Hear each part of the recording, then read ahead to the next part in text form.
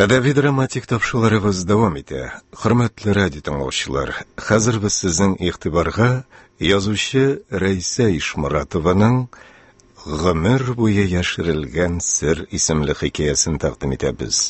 Әсәрне Татарстанның халык, Россиянең атказанган артисты Дания Нурлы укый.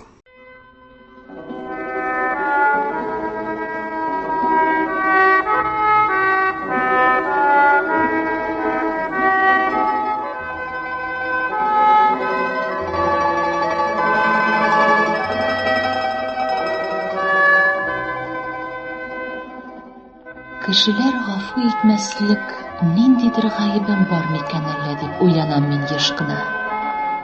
Нигә шулай уйланаммы? Чөнки минем тормышым, гомер итүем булай булмаска тиеш иде.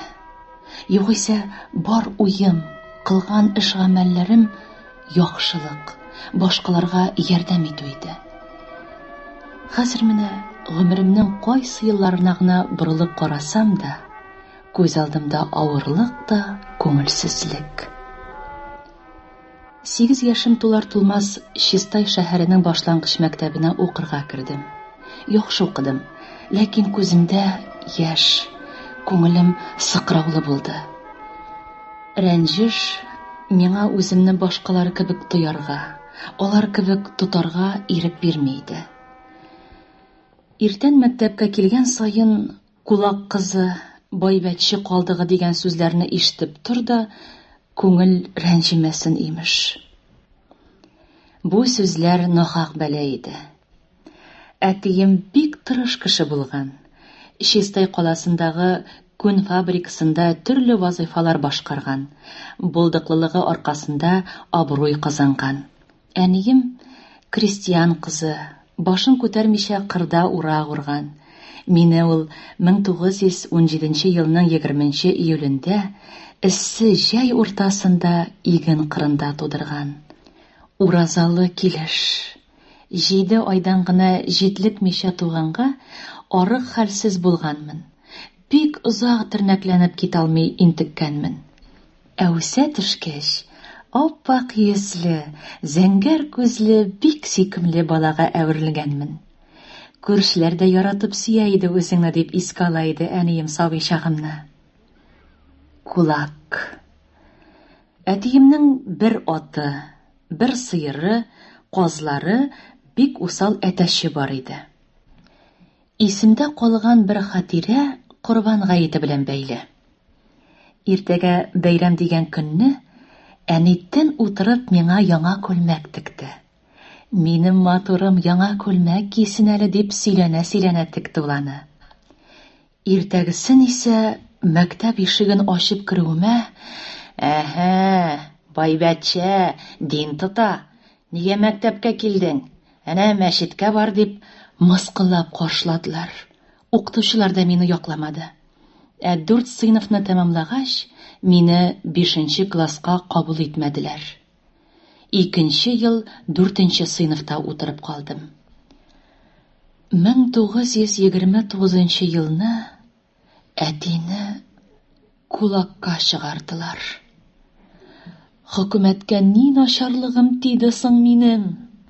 Ник көпә көндез талыйлар дип өзгәләнде. Аның тирәсендә без 5 бала. Әни генә бирешмәскә тырыша. Әтисе дим, бик бетеренмәле, мал табылыр, исән сау булыйк дип әтине тынычландырырга тырышты. Хәләл көчем белән җыйган мал бит ул, ди әти. Иртәгесен кемдер тәрәзәне килеп какты. Гыниятулла, эш харап. Атың председатель шәһидне тибеп очырган, бугазын үзгән, бүлнискә алып киттеләр дип шомлы хәбәр китерде. Әти моңа бик кайгырды. Атымны әрәм итәрләр, асып куярлар инде дип борчылды. Шәһид 2 еллап тимер бугаз аша гырылдап сулыш алып йөрде дә үлеп китте. Атны Шәкүр карак урлап китте дип сөйләделәр. Шулай итеп, Безнең бөтен әйберләребезне талап бетерделәр. Әни яшьле күзләрен әтидән яшерә. Ни эшлисең? Хөкүмәт кушкач, буйсынмый хәл юк. Син кайгырма. Бераздан әти Спартак урамындагы бер әби белән сөйләшеп, безне шуларга фатирга кертте. Ә үзе бурычка акча алып шәһәрдән үк китте. Берәр эшкә урнашмыйча кайтмыйм диде. Ачлык, ялангачлыкны да, кимлек хурлыкны да татырга туры килде. 1933 елны 7 сыйныфны тәмамлагач, мин Чистайда ачылган Госрабфакның 2нче курсына укырга кердем. Әти бу вакытта балык бистәсе ягында бер җимерек тегермәнне сафка бастырып, авыл халкына он тарттыра иде инде. Әни Талчукта кеше киемнәрен сата, төнлә ипи чиратында турабыз. Хәтта инде тормышлар рәтләнә бугай дип сөйнә дә башлаган иде. 8 март. Хатын-кызлар бәйрәмен уздырга йөрибез. Галия Бануны сәхнәгә куярга әзерләнәбез. Миңа Галия Бану ролен бирделәр. Мәктәп стена газетасы редакторы да мин идем.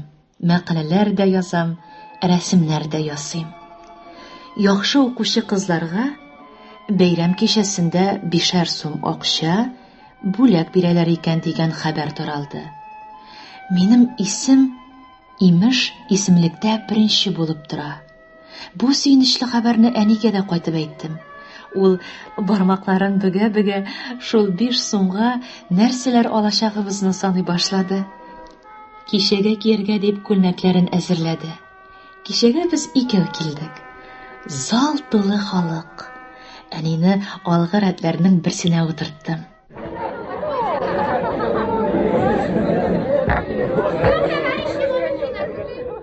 Менә кичәнең тантаналы өлеше башланып китте. Докладтан соң алдынгы укучы кызларны бүләкләүгә керештеләр. Я Хода! Минем фамилия бүләкләнүчләр арасында юк ләбаса. Шунда комсоргыбыз Вафин дигән егет сүз алып, бүләкләргә тиешле бер студентка бар иде иптәшләр. Ул Чебдарова Рәисә дип сөйли башлагач та, нидер сизеп, тәннәрем чымырдап китте.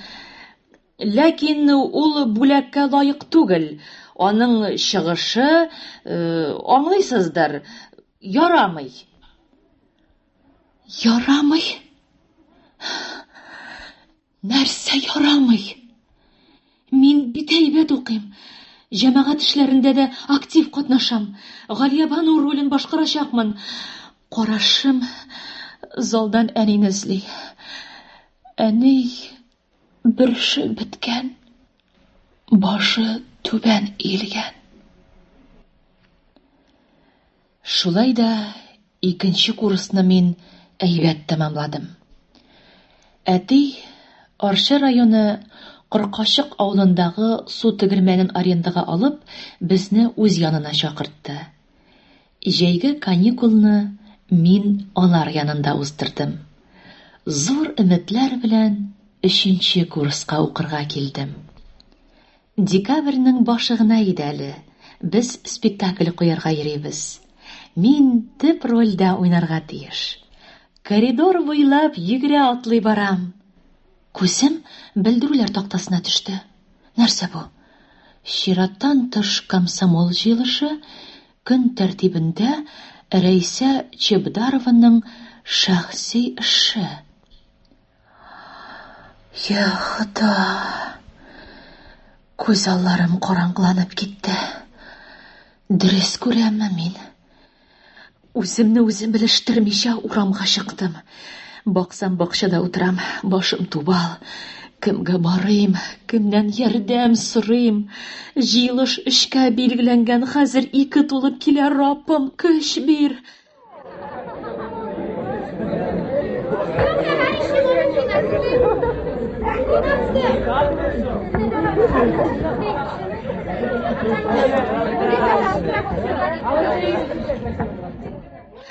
Сәгать 3 тулганчы ук кызыл почмакка керәм.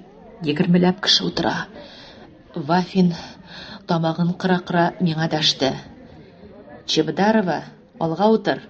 Сине тыңлыйбыз бит. Мин күчеп утырдым. Комсорг дәвам итте. Иптәшләр, Чебдарова Рәйсәнең тәрҗемәи хәлен тыңлап карыйк. Аннан киңәшербез. Куып чыгарыбызмы аны, әллә бер көтмәне язарга да директорга кертергә? Куарга әлбәттә. Артта гына утырган Малов дигән студент бу.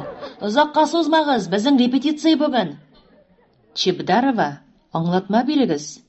Монсы Вафин тавышы. Юк, башта сез аңлатыгыз. Минем нинди гаебем бар?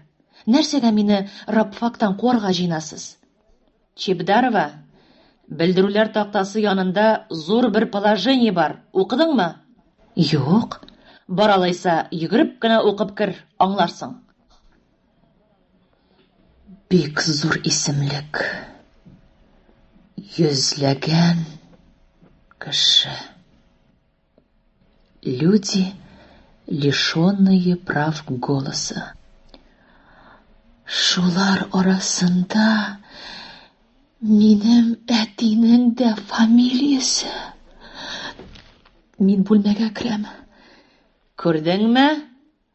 Нигә яшердең тәрҗемәи хәлеңне? Мин бит алар белән яшәмим.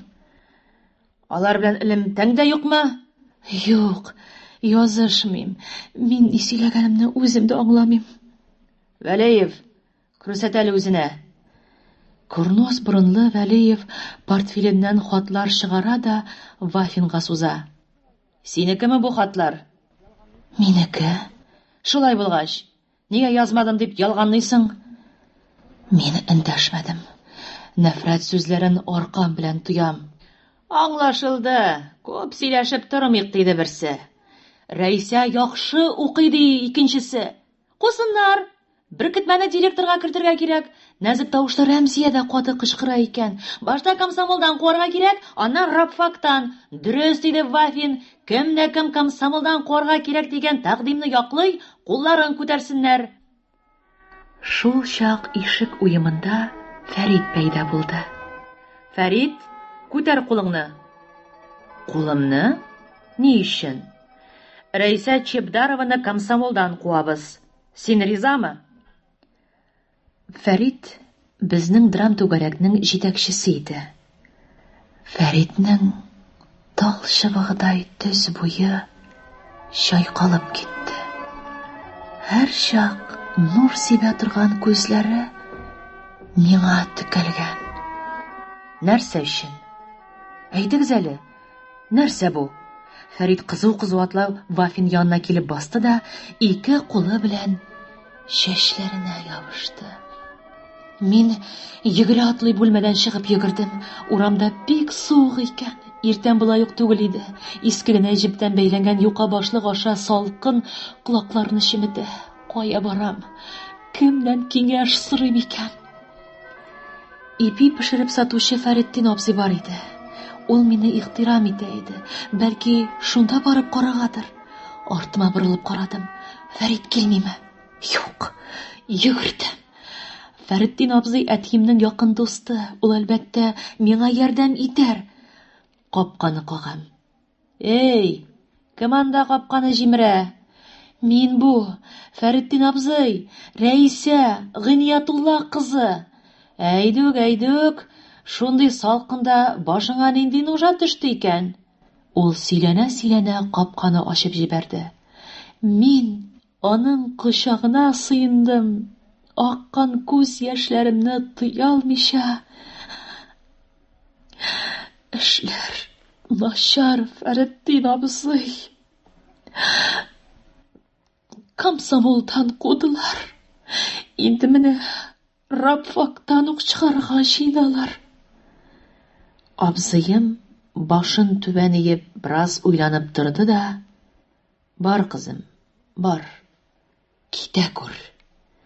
Үзебезнең дә кытыбыз алынып яшибез. Качан алып китәрләр микән дип. Килгән урамыңнан китмә. теге яктан урап кит, диде. Фәритдин абзый капканы шалт итеп ябып куйды. Соңгы сүзе Аллага тапшырдык булды шикелле. Алла юк дип сөйләнәләр. Бар ул Алла. Кеше үзе Алла.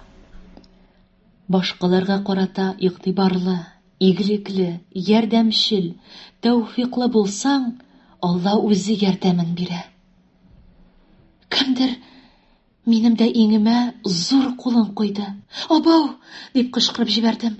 Артыма борылып карасам, иске йорттагы күршебез Габдрахман абзый басып тора. Мондый салкында нишләп йөрисең дип авызын йыра. Әйдә, безгә кереп җылынып чык, эс башың бик юка.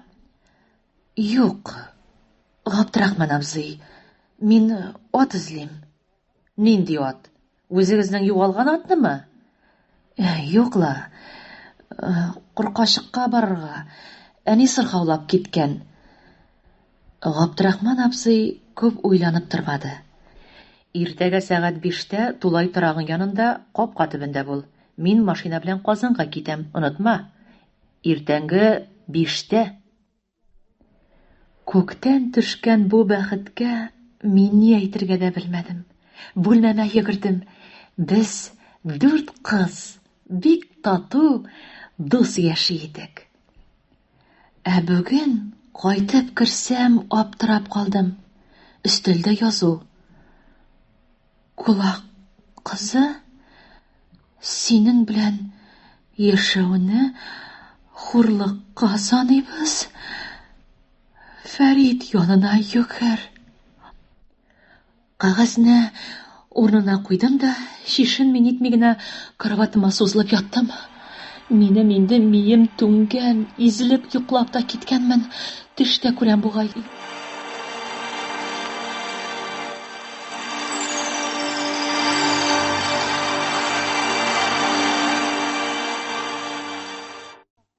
Юк, кемдер дәшә ахрысы.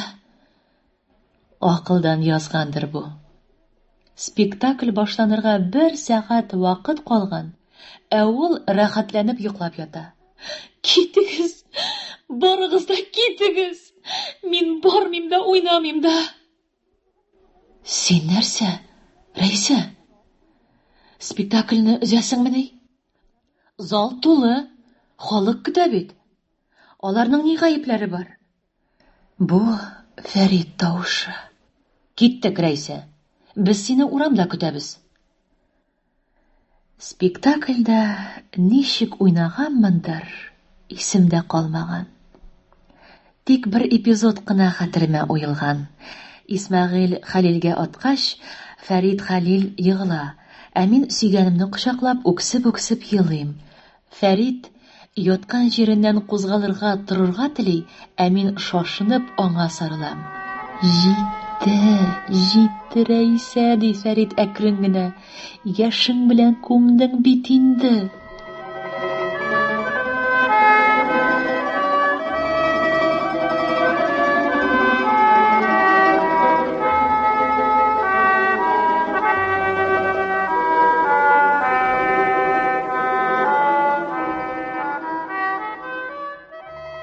Рәхмәт төшкере. Габдрахман абзый машина кузовына саламны мул түшәгән. Кабинада аның начальнигы яшь балалы хатын, ә миңа кузовта җәннәт булып күренә. Чистайга мин бүтән әйләнеп тә кайтмам. Казанга китәрмен, укырга керермен. Немец теле укытучысы мин сиңа чит телләр бүлегенә керергә ярдәм итәрмен дигән иде. Юл сикәлтәле, салкын, инде җилекләргә үтте бугай. Башымны күтәреп карага да хәлем калмады. Барабыз да барабыз. Шау-шуга уянып китәм. Әни тавышы. Эй, Раббым, ни гөнаһларыбыз өчен җәзалыйсың? Саламга күмеп үтергәннәр бит. Эй, Аллам, туңып үлдеңме, балам? Әни, җылама. Мин исән. Бераз өшедем бугай. Әти мине машинадан күтәреп ала. Габдрахман абзыйга рәхмәт инде. Мине Куркашыкка кадәр китереп куйган бит. Әти аңар шуның өчен ярты пыты арыш аны бирде. Әтинең җылы тунына төреп, мине мич башына яткырдылар. Җылы аш ашаттылар. Изелеп, йоклап та киттем. Иртәгесен әтинең танышы Иван дәдәй мине давалый башлады. Зур мичкәгә ат тизәге тутырды да, шунда кулымны, аннан аягымны тыгып, 15 минут утырырга кушты. Иртәгесен икенче мичкәгә кап-кайнар суга дегет салды. Алмаш-тилмәш кул, аягымны шулай давалый торгач, 10 көн эчендә йөгереп йөрерлек сау-сәламәт кеше булдым. Аяк-кулларым бүтән сызлауны белмәде.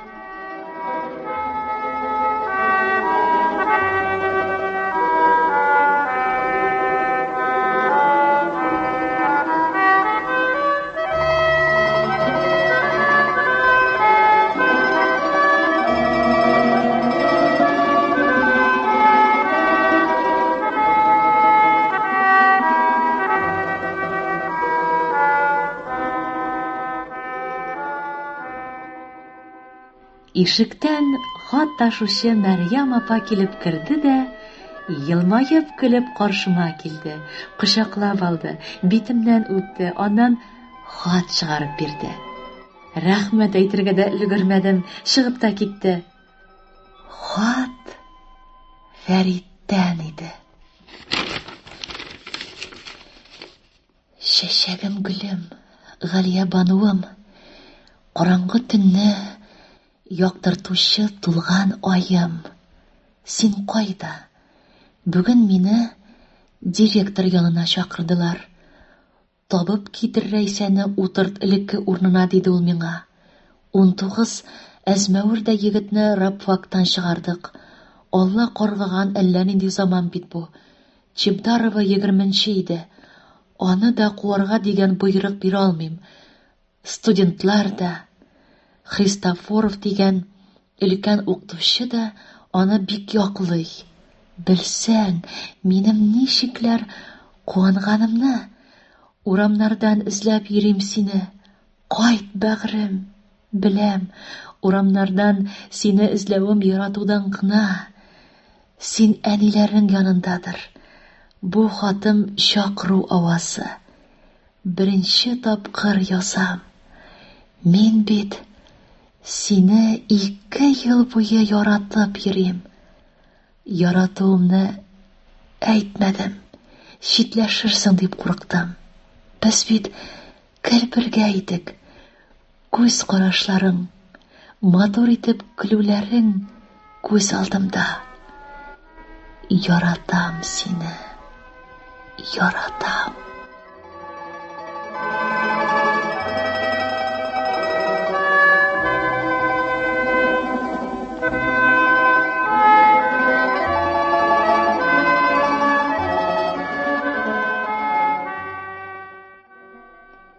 Ишектән әни килеп керүен күрәм дә, хатны күкрәгемә яшерәм. Әни! Әни җаным! Җылыт күп итеп кайнар су, ине юам, кандала тараканнарны куам, эзләре дә калмасын ул хәшәрәтләрнең, тагын әллә ниләр сөйлим. Әни казанга күп итеп су тутырды да, казан астына ут төртте. Мин кат-кат Фәритнең хатын укыйм, күкрәгемә кысам. Ялкынланган иреннәрем аның исемен пышылдый, хат язарга утырам. Бәгърем, туганым, иң якын дустым. Тормышымның иң авыр көннәрендә син минем белән. Урамдагы салкыннарга карамыйча, син мине чәчәгем дисең. Рәхмәт сиңа. Мең рәхмәт. Якты, җылы кояшым син минем. Яктылык юк дип уйлаган идем. Тик караңгылык та караңгылык дип пышынган идем. Мин дә сине яратам. Үскәләнеп, газапланып яратам.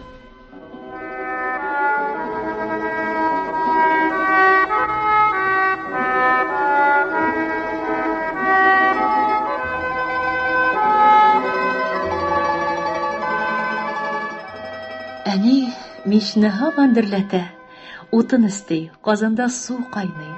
Мин стеналарны, идәннәрне юам. Бөтен җирдән балчык ишелә. Идән такталары шыгыр-шыгыр килә. Катырак бассаң җимерелеп төшәр сыман. Әнә ишек тоткасы да кубып чыкты. Кызым, бик азапланма. Язга чыгу белән зур ремонт ясыйбыз дип тора әтиең. Мин җырлый эшлим, гүя аның сүзен ишетмим дә. Итек читек алабушны, без киябез бит аны, яшәсен совет власте. Без сөябез бит аны.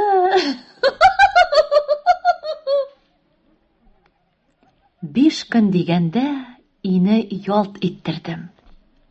Керләр юдым, үтүкләдем, нур сибеп торган тәрәзәләргә карап туя алмадым. Фәритнең хаты көч бирде миңа. Күкрәгемә дәрт кертте. Фәрит чакырган. Мин чистайга китәм. Укуымны дәвам итәм. Ходаем, нинди зур сөенеч икән бит бу. Караңгы уйларымны шәлпрәмә китергән хат. Кадерле хат. Кояш нурларының җемелдәве булып, якты өмет булып, гел күз алдымда торды.